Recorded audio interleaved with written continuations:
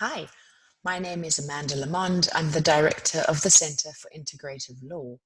And today I'm going to be talking to you about how to make a great CV, a CV that gets you in the door, that gets you the interview that you're looking for. I'm not going to spend too much time on basic things like what is a CV because you already know. And I just want to mention that this talk is aimed specifically at students who are in the mentorship group for this year that I am running, the leadership development part of it. And but there may well be other students who find this of interest, and when you put things out on the internet, who knows where they end up. I also just need to make a note that I'm about to shrink myself very small to the corner of the screen, and that is because you may know during the corona lockdown period, makeup and brushing your hair are entirely optional. So let me shrink myself very small and let's get to work.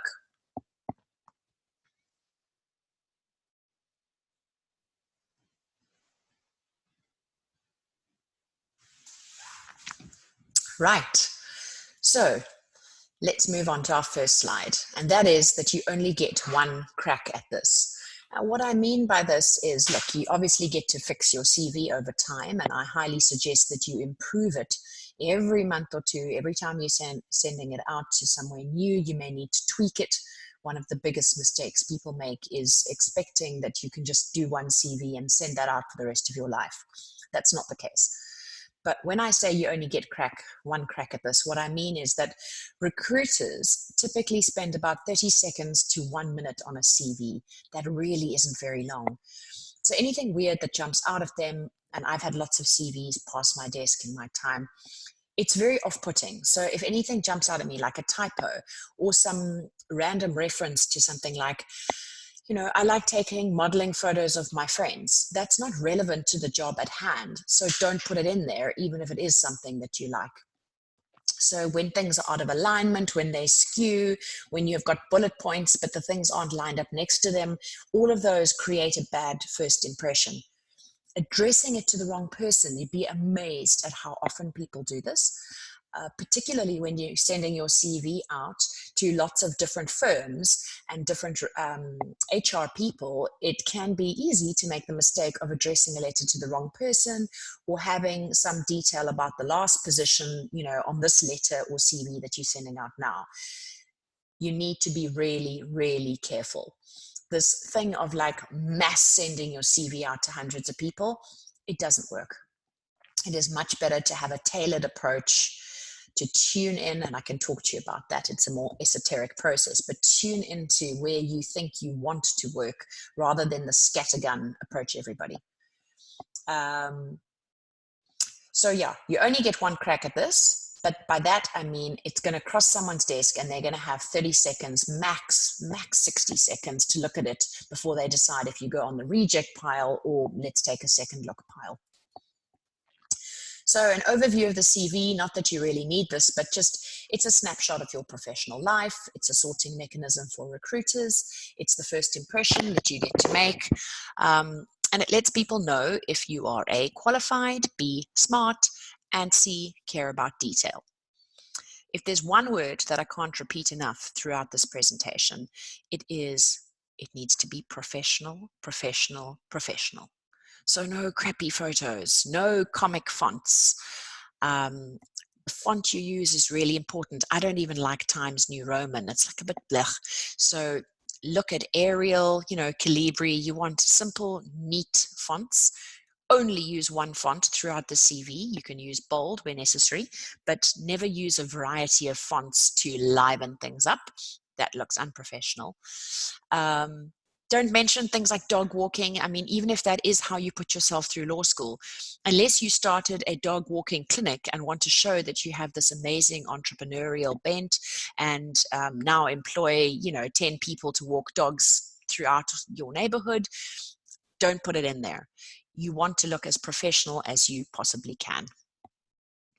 What I would suggest is that you get input from others who have been around the block, people who've been employed for a long time, people who maybe get a lot of CVs across their desk. Ask people for things that you should put in your CV and what maybe you want to leave out, because you can't be the best judge of how you come across in your CV. I'm going to say that again. You're probably not the best judge of how you come across in your CV. You're going to need input from others. And whatever you do, don't spell curriculum vitae wrong. It is a mistake I've seen more often than I care to say. And it's not a word we currently use or use a lot, but that is no excuse to spell curriculum vitae wrong. Okay, it's a Latin word, look it up. To turn to this image now, this is not what law firms want to see. I just grabbed this picture off the internet. I don't even know who this woman is. But if you look closely, you will see that there is an amount of cleavage here which is impressive, but not what law firms are looking for. It's difficult to have this discussion because we live in a very politically sensitive age. But what I am going to say is that law firms are often conservative environments. You don't know who is going to be getting your CV. So the photo that you choose, or maybe you choose not to have a photo of yourself, the photo that you choose to put in your CV needs to be you at your most professional. And at your most professional, you probably want a friend to, if you can't afford a obviously professional photographer, you want a friend who has a really good eye. I know in this particular group of students, we've got some students with amazing eyes because we've seen the photos that you've been putting on your Facebook, on our group, etc. And even the student who took the pictures for our launch gathering, for example, there's a lot that can be done with lighting, with hair, with makeup to ensure that it's a good picture of you. So nothing revealing. And while we're just on the subject of not putting a photo like this on your CV, we need to talk about social media for a moment. You need to remember that people can access all your social media profiles with ease. So that means you need to think about what you put on Facebook. You need to think about what you put on Twitter, Instagram. You need to look at your privacy settings so that only people who are friends with you can see stuff that you post on there. But you also might want to start thinking, as you're moving towards entering the legal profession, what you want to have out there in the world, even if it is just your so-called friends who are seeing it. I think that there are differing views today about what's okay, and you have different generations and different cultures. And I realize that I'm probably seem quite old to you. But I think it's really important to bear in mind that, photos of you getting drunk and, disorderly or modeling or in, bikinis with a lot of flesh showing just aren't appropriate for anyone in your workplace to see. I'm not saying that you should never have, photos of your trip to Mauritius or whatever, your beach holiday, on your own social media, but you really need to think carefully around who can see what. In the last few years, when I've been running Walela, Women Leading in Law, I had a lot of people follow my page, and sometimes I'd click on their pages, through Facebook to kind of see who is this person? Do I know them?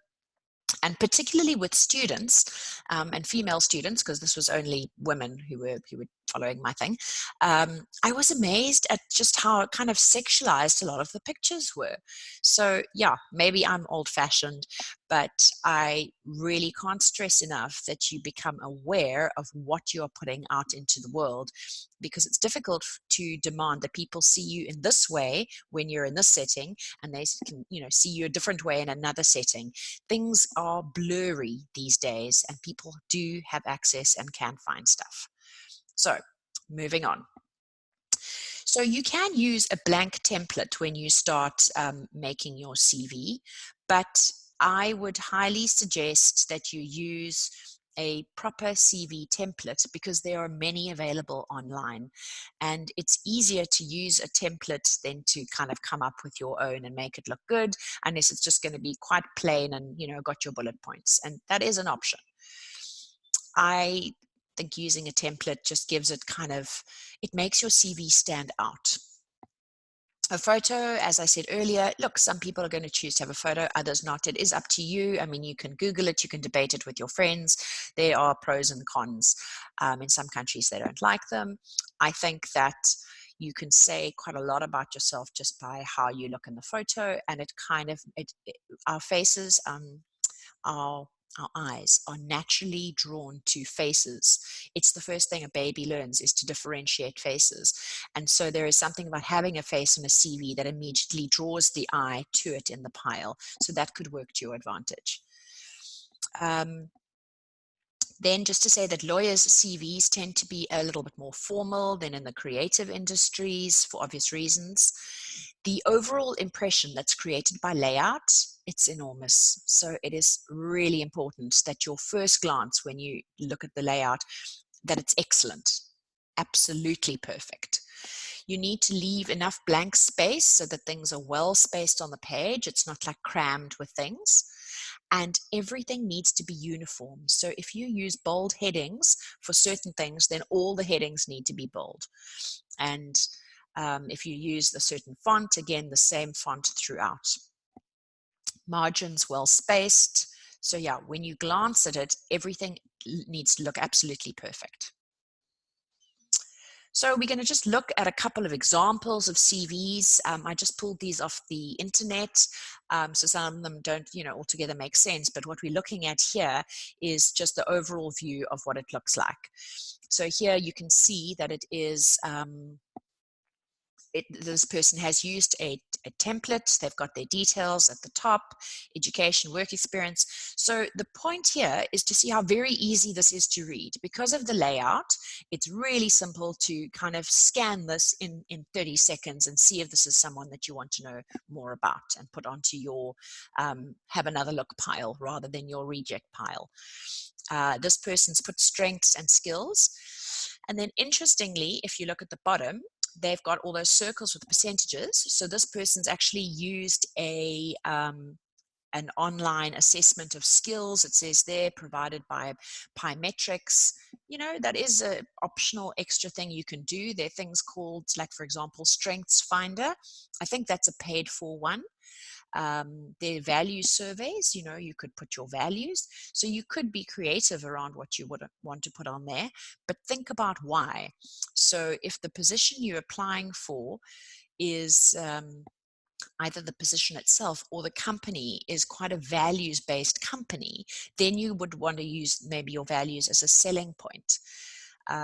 So think about what you share and why you would be putting that on your CV, so that it's not just, random, that you've thought about the correlation between that you're going to put cognitive traits on the CV because of the type of job that you're applying for or the type of company.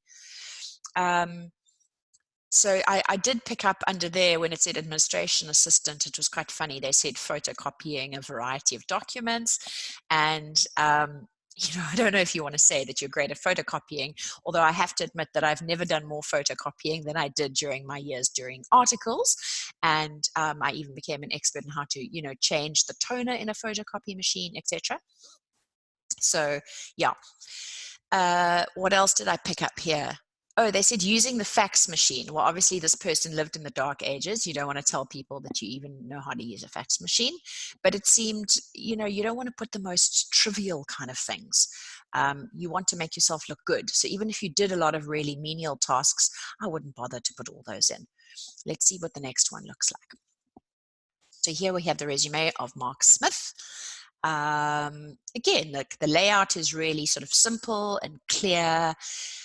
You will see the person's put there, here, Mark has put his career at the top and then education only at the bottom.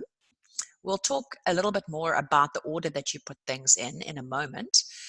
But in your case, you probably, coming straight out of varsity, would want to have your education section at the top, whereas for this guy, he's been out for quite a couple of years, so the career is now more important than the education, so it comes lower down. Yeah, nice layout at the top of address, details, etc. Interestingly, he's put his Facebook profile on there. I wouldn't suggest that you do that, but I do like the summary section. So there's that photo and then a brief summary of who he is. Think very, very hard about what you would put in your summary. You need to check it out with other people, not just your mates. Like I said, ask somebody who has experience in looking at a lot of CVs, and you would write it in the third person. So not, I am an excellent blah, blah, blah. You would write, Amanda is an excellent blah, blah, blah. each word you choose there is really important. It's a very short summary, so you need to be, each word carries a lot of weight. Yeah, I don't think there's anything else I can talk to you now about summaries. I think I'd need to help people on a one-on-one basis with some more detail there. Anything else here?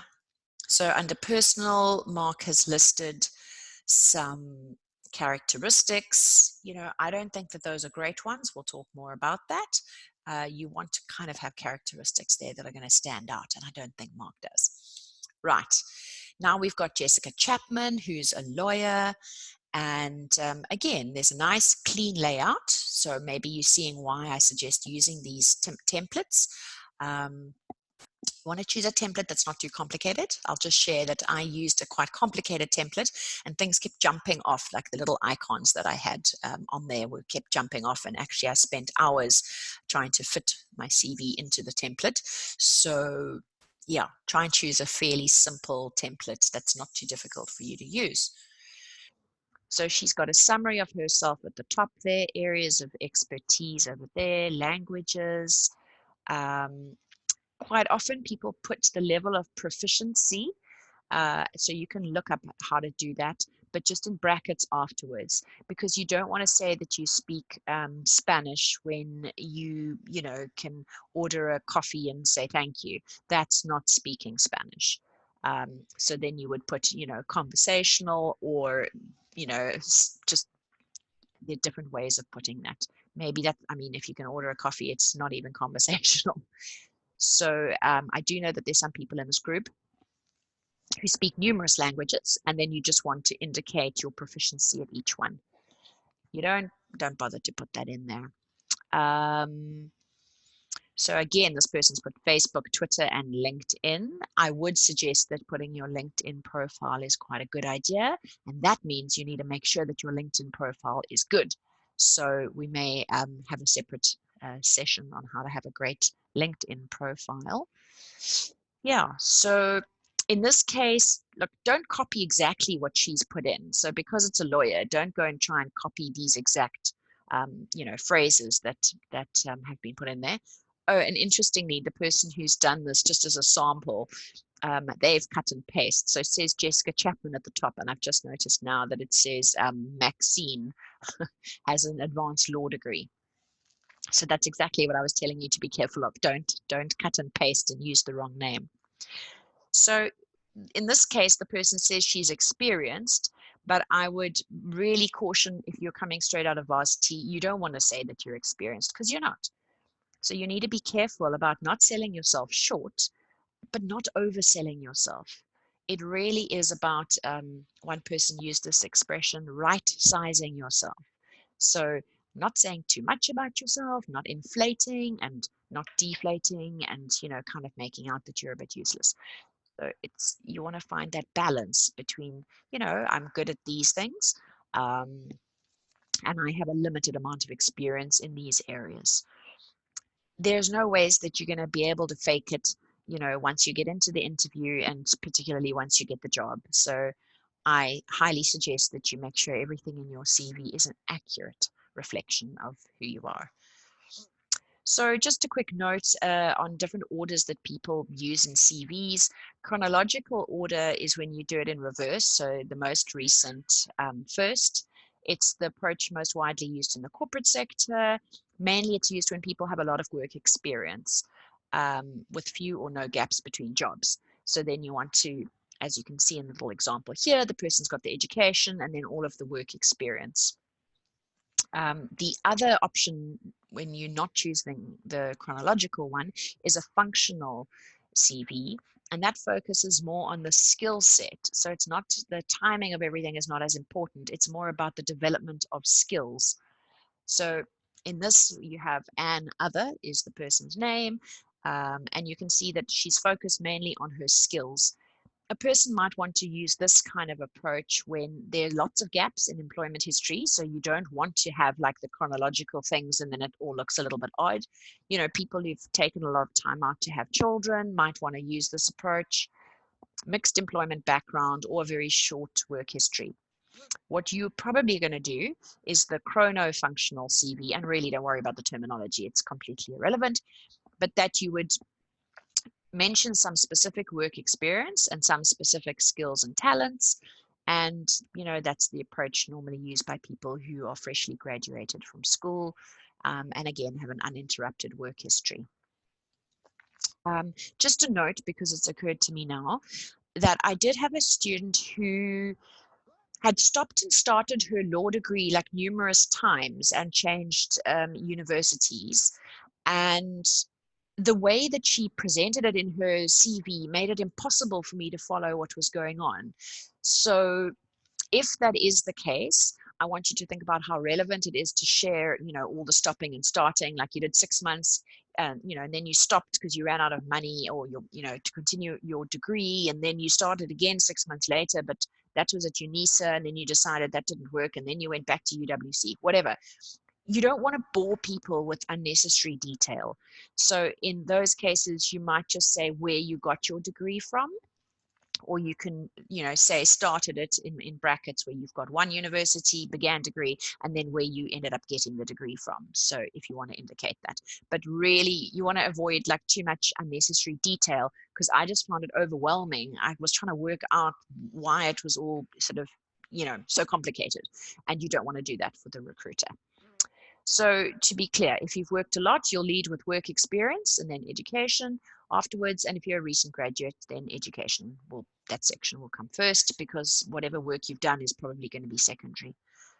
If you've done a few work shadows and stuff in law firms, then you might want to put that in a section, legal work experience, and then the rest of your, I'm just calling it more random work experience, but here, working at the dog shelter and delivering pizzas, you might want to put that in a separate section, so that it kind of highlights your relevant work experience higher up, and then like lower down is the other stuff. And if you're still studying, then you put next to that degree something like expected date of completion or graduation, and then put what that is. Right. So look, the main sections that already need to be in here: heading, job objective.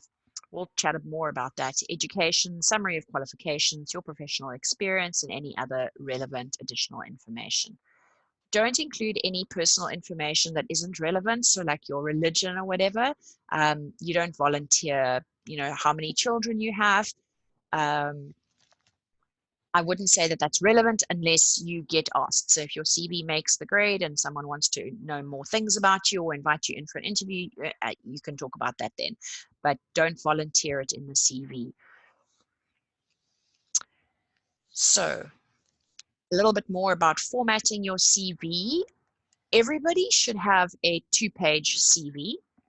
It's more than enough space to say what you need to say. In the US, they talk a lot about resumes versus CVs.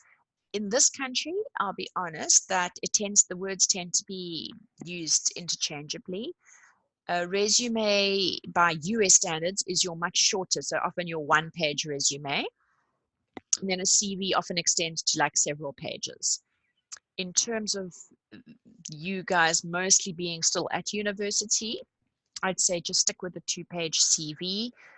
You certainly don't need like 3-4 page. Some people have done hundreds of things and published numerous papers, academics, and they want to give all of that. But in your case, just stick to the two-pager, and don't worry about the resume. Font choice, font size. Yeah, these are very important. Again, I've mentioned like no ornate fonts. You can use Times New Roman, but I'm not a fan. Make sure your font size is like between probably about 11 is a good one. And then your name and the section titles can be a little bit bigger. And just again, remember the uniformity of every section. So if you've decided that the organizations you've worked for are in italics, then all of them must be in italics. And then you might want to include a sentence or two about your accomplishments in a particular position, and make them bulleted. You want to keep it really just easy to read. Okay, so keep thinking, is this easy to read? So to turn to a bit more detail about your possible CV sections, your contact information, I'm not going to go through all of those, gender, date of birth, blah, blah, blah. It says there that you can include marital status, but in our country, we don't tend to put those things in. Education, honors and any awards. So for example, list your, if you're on the Dean's Merit List for academic performance, any scholarships you got, membership in any honors associations, if you've done a thesis, research experience. So here's an important thing to remember. You need to think about, would saying nothing about whatever, some achievement or title or award or something that you got, would saying nothing be better? So as an example, if at school the highest leadership position you had was being the notice board monitor, you're not going to put that in because that actually makes you look worse. And I'll be honest that my mother still talks about this, the CV that she got 20 years ago where the person said she was a notice board monitor. So if you've been a prefect or you were, a head girl, then obviously you want to let people know about that. But if leadership positions or that you came 20th in some, quiz or whatever, don't put that in because it actually makes, it draws more attention to it. So leave those things out. If you only have one thing, for example, in your honors and awards that you are on the Dean's Merit List, then I would suggest you don't have a whole section for that. Rather just put that next to that year when you're putting your education, then you would put in brackets after that. So just think about what makes sense for your CV. It's very hard to have a, one size fits all. Again, I've already said if you chop and change universities, we want to try keep it really simple. You don't need to put in every university. In many cases, people just put the one where they finally got the degree because that's the most important thing. And if people want to check your credentials, they would be checking with the university where you got the degree, not where you were in your first year. So again, when it comes to education, don't detail a whole bunch of schools. So if you changed high schools like 5 times, just don't put that in. Irrelevant. People don't want to know. Primary school, it's largely irrelevant. Where did you get your matric is all people need to know, really. If they want to know more questions in that, they can ask you. So moving on to more CV sections. Work experience. So list the employer, the position, and dates of employment. Now here, if you've done a lot of jobs that were just for a few months each, think about which ones you actually want to include, because to put like a whole list of quite random menial jobs that you did for a few months each, it doesn't add to your credibility. And it's also, people will sort of wonder, well, why were you doing these things only for a month or 2 or 6 months only for every position? So think carefully about what you choose to include and why, and how it's going to serve the recruiter to know more about you when you put a particular job down. Less is more. When a company or business that you worked for is not well known, then make it clear. So don't just put like Delman's or, some random company name and put manager, because nobody knows what Delman's does. If it's somewhere like Truworths, then okay, people have a good idea. So then you don't need to put their clothing retailer, because that's insulting to the recruiter. So think about whether you need to explain where it was that you worked. Avoid putting responsible for, because that gets very tedious in a CV, like next to every job, responsible for. Rather start with verbs and just put like oversaw client complaint department. So use verb sentences, phrases rather, not sentences, but just start with a verb and really only put the key ones, because we want to know here, what did you achieve in the job? Not like a boring list of 10 or 20 things that were in the job description, but what did you learn? What did you achieve by being there? How did you grow and develop? And what skills do you have that are translatable into some other environment? That's what's important. Computer skills, look, only if relevant. So definitely don't list like Word, because if you can't type something, then why are you applying to, be a lawyer? It again kind of draws attention to the obvious when you do that. Excel, if you've done Excel training that's sort of more advanced and really do know your way around a spreadsheet, then I'd put it down. But if your Excel skills are like you can make a column with people's names and another column with people's phone numbers, don't put down that you have Excel skills. Social media skills. So people think, well, I can put those because I have a Facebook account. Nope. Unless you've been paid to run social media accounts, like you really know what's going on, I wouldn't put that you have social media skills. Okay, so just think carefully around those and what you want to put down. I found this quote yesterday and I love it. The consummation of work lies not only in what we have done, but who we have become while accomplishing the task.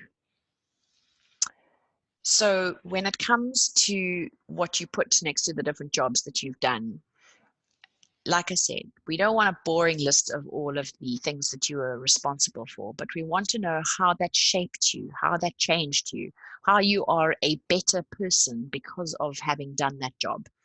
And that's why it's so important, because even if the job had nothing to do with the job that you're now applying for, how did it shape you? And the photo that I've put there is me. I ran a college for students from townships. Um, it was straight after articles. So, background history, I won't go into the whole story, but I ran screaming from the legal profession after having done articles. And for 2 years, I lived in the middle of nowhere and I ran a college for students from townships. And it shaped and changed me in ways that I can't begin to tell you. But I know it's made me a better person in every way. It was very challenging. So I wouldn't want to put a boring list of like, I did this, did this, did this. But next to it, I would want to give any recruiter now an idea of how seminal this experience was in my life. And yeah, and the extent to which it has shaped me and changed how I view the world. So more possible CV sections. Okay, if you've got any publications, not sure in your case you will. Professional memberships, again, relevant ones. Now, when it comes to extracurricular activities, so think carefully about what you want to share. I am firmly of the belief that lawyers are entitled to having a life outside of the office. One of the biggest issues in our profession today is that people don't, because the hours are so long. So, of course, you are entitled to hobbies, but I want you to think about how you're going to be judged by whatever you put. So, if you run half marathons or marathons, then by all means, you can put that down because people might think you're a real, go-getter, energetic, you set yourself goals and achieve them, because it takes a certain amount of tenacity to run long distances. But if you do something like baking or knitting, I wouldn't put it in. Now, please, I am not saying that those things are any less valuable. I have been learning how to make sourdough during lockdown. But the problem is you don't know who's going to be looking at your CV, and you don't know the prejudices they may have. And for example, a lot of men, look at baking or knitting or sewing, and they kind of dismiss you as those are women's skills and don't take you seriously. We know that the legal profession was designed by men for men, and we're still working to change that in so many ways. But I would say and make the suggestion that you don't prejudice yourself before you've even got in the door by pigeonholing yourself in some sort of way. So I hope you understand what I'm saying here, because it's really important to me that you don't feel discouraged. I'm not saying stop baking, but think about what you're sharing in this context and why, and how it may be perceived by someone who doesn't know you at all. Once you're chatting in in your interview, having got in, and you want to, you get a sense of rapport and you know who's in the room, then you can judge about certain other things that you may want to share. I mean, for example, that you meditate regularly. It may be appropriate there, but in your initial CV, you might get people going like, huh? So just think about it. But I believe we should be ourselves, but be aware that you're dealing with people who don't know you here. What else? So think about when you were going to put something in your CV. Did I, doing this job or this membership, organization or whatever, can I show that I've developed a skill that's going to help me on the job? Or does this thing speak to my character? So you need to be able to answer those two before you decide if it's relevant to put into your CV. Some bad resume examples. So reasons for leaving last job. Okay, don't put that in at all. I mean, that's quite funny. Responsibility makes me nervous. They insisted all employees get to work by 8:45 every morning. I couldn't work under those conditions. Apparently, those are real examples from real resumes. There's another one. I was working for my mom until she decided to move. The company made me a scapegoat, just like my 3 previous employers. So you can have a look at these. Job responsibilities. There's someone's written, I got the Greg Typeting Award. Yeah, now that's a problem if you've got typos in there. Some people, I'm going to mention language in a moment, but it's good to mention here. So someone's written, while I'm open to the initial nature of an assignment, I'm decidedly disposed that it be so oriented as to at least partially incorporate the experience enjoyed heretofore, and that it be configured so as to ultimately lead to the application of more rarefied facets of financial management as the major sphere of responsibility. Like, I don't believe anyone really put that in the CV, but the fact is, you need to use language that you would normally use.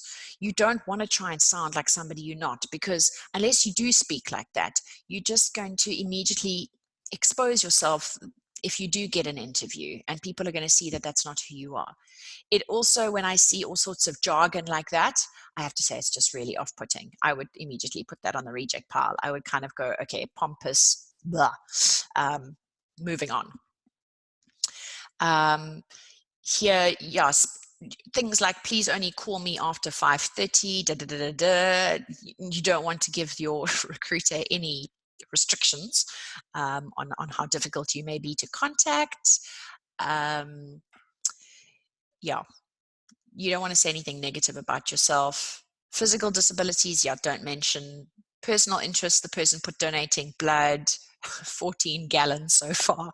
Look, I'm sure it's just a joke, but you don't want to be putting things in like that. So anything like visits to rehab, some of us did that, and we don't put that in our CVs. Illness, unemployment. Be creative. So if there are gaps in your CV, because look, it happens. And I know that there are students who were forced to drop out of university when money ran out, etc. But what I suggest you do is just put things like, for example, independent study during that year, or personal travel, volunteer work. If you were freelancing because you have a gap in employment, you can put that you were, consulting. You don't want to lie, because you have to be able to answer truthfully what you were doing in that time. But I would suggest that you don't share too much. Okay, so just think about how you could portray these gaps in your CV. Writing style, no slang, no shortenings, no abbreviations, unless they are, BA, for example, your degree, because that's commonly used. Use punchy phrases, don't use full sentences. And yeah, I already said, don't use words that you never normally use, because it's very easy to tell that someone is trying to sound like someone that they are not. Right, avoid over used expressions and cliches. Okay, so this is a big one. I know that everybody wants to portray themselves in a good light, but the problem is that there are so many expressions that are just overused. So they've become complete cliches, and they don't even have any meaning anymore because everybody uses them.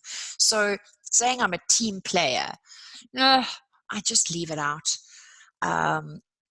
You can explain next to one of your jobs and the skills you've developed, etc., that you you realized how much you enjoy being part of a team, or certain challenges that you had being part of a team. You want to be able to kind of explain it with a few, the insight you've had into team dynamics rather, or how you had a leader that was great who helped you understand more about managing a team from what you observed, etc. But don't use that I'm a team player, I'm hardworking, because who isn't? You're not going to put that in your CV. Results driven, cliched. People person, cliched. Highly qualified. Rather let your CV speak for itself. If you are highly qualified, the recruiter will know that within 30 seconds of scanning your CV. So you don't need to tell them that. Excellent written and verbal skills. Think of some other way to say that. And show me rather than tell me that you have excellent skills. Detail oriented, again, cliched. Motivated, again, who isn't motivated? And honest. It's a prerequisite that you're an honest person. It's not a special skill that you list there. So I know that I'm being quite harsh on those, but you need to find other words and avoid all the cliches. If you want to say that you're motivated, rather show what motivates you, because that could be interesting rather than saying just that you're motivated. So, I mean, you could say, I'm motivated to be a role model in my township by showing it's possible to be an attorney no matter how humble your beginning. So you can show there that you have this motivation, but you don't just say that you're motivated. References. So sometimes people write references upon request. Never give more than 3. Make them really recent and relevant. I'm amazed. People put like 6, 7. It's terrible. Do not put more than 3. And some of them are random.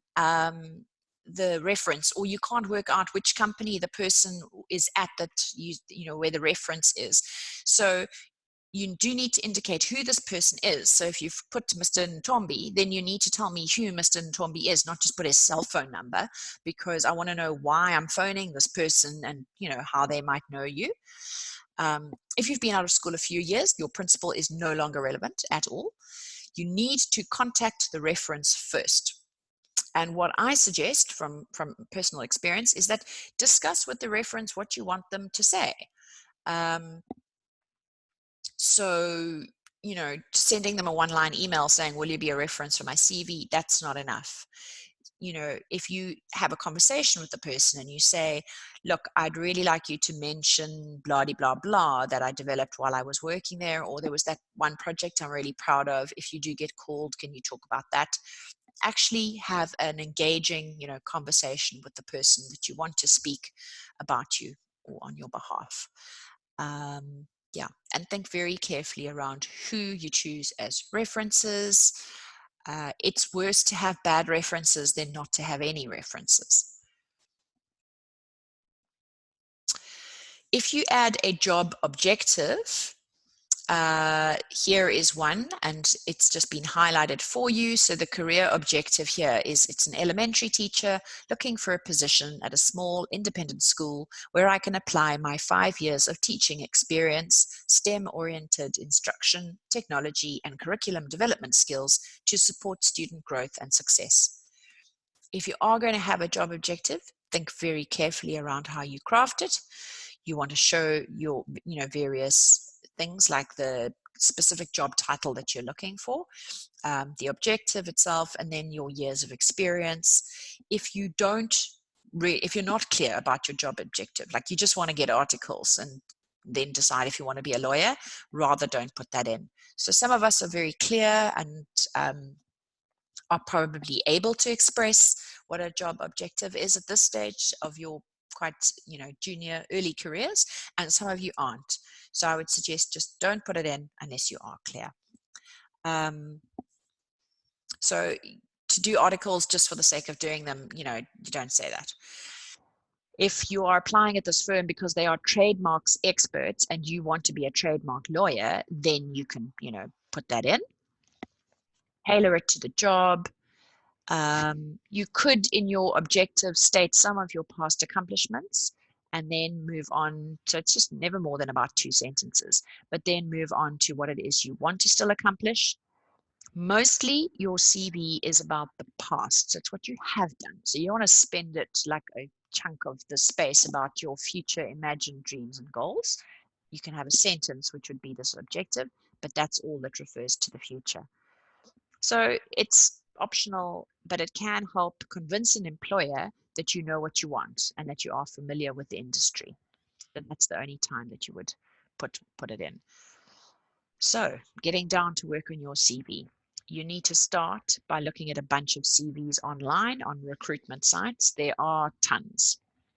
Hopefully you'll be able to tell a good one from a bad one. Choose a template. And like I said, not too fancy, but just nice, clear, simple layout. In Word, because you need to adopt and change this thing frequently. Oh, and then you need to know how to save it as a PDF. When it comes time to sending it out to places, then generally you don't send it as a Word doc, you would send it as a PDF. And practice saving it as a PDF, because I remember having issues that it kept putting in a blank page, and then I had to learn how to cut out. It was 2 pages with a blank page in between. So yeah, there can be issues, but you've got time to figure this out. And then what I'd suggest is, so don't use anything too fancy for your template, etc. Go through your current CV that you've hopefully got printed out with a red pen. Scratch things out, think about what's missing, cross out any cliches, and start working on a new draft. Get help from an experienced lawyer or mentor of yours, but don't ask loads of people, because then it just gets too confusing with too much input. So rather ask specific questions like, do you think I should put this in, or is it better that I leave that out? Do you think I should use this phrase or that phrase? If you just go to too many people and you get all of the input on your CV, you're going to end up like not knowing what to include whatsoever. It'll just get confusing. And finally, I just want you to be aware of this thing. Who are you trying to be, and at what cost? This is a photograph that I've used in many presentations that I've done over the years about law firm life. I pulled it off the internet illegally. No, I don't have any copyright use here. But what always struck me, so I zoomed in on these 3, I think, candidate attorneys in this photograph. And I look at those shoes, or, pointing in the same direction, and the fact that they're wearing this uniform and they've been told to hold their hands like this. And I think, how is it possible for these young women possibly to bring to the world all who they really are when they're being forced to be clones in this law firm? So think about where you are applying to work and what the cost may be, and start to become aware that you are not just selling yourself here. You need to think about whether this is somewhere you want to be. So actually the law firm needs to sell themselves to you, not just you to them. Too many people get hooked on this idea when they're straight out of RST. Will they have me? So there's just this idea that you are selling yourself and selling yourself. But I want you to reframe this. I want you to think about, where is the next place in the world where I can make a contribution? Don't sell yourself short, and don't sell yourself only to the highest bidder. There are law firms that pay a lot. They are not always the places where you get the best experience or where you will be the happiest. At the end of this day, when we leave this planet, we only take one thing with us, and that is our integrity and the impression that we made upon the earth while we were here. So my advice is to write your CV with integrity and choose to find a job that will be the next step in becoming all that you came here to be. You don't have to sell yourself that hard. You are wonderful, and there is a place where you will fit. So good luck. And next we will talk about writing your motivational letter that goes with your CV. But I hope that this has been useful. Thank you.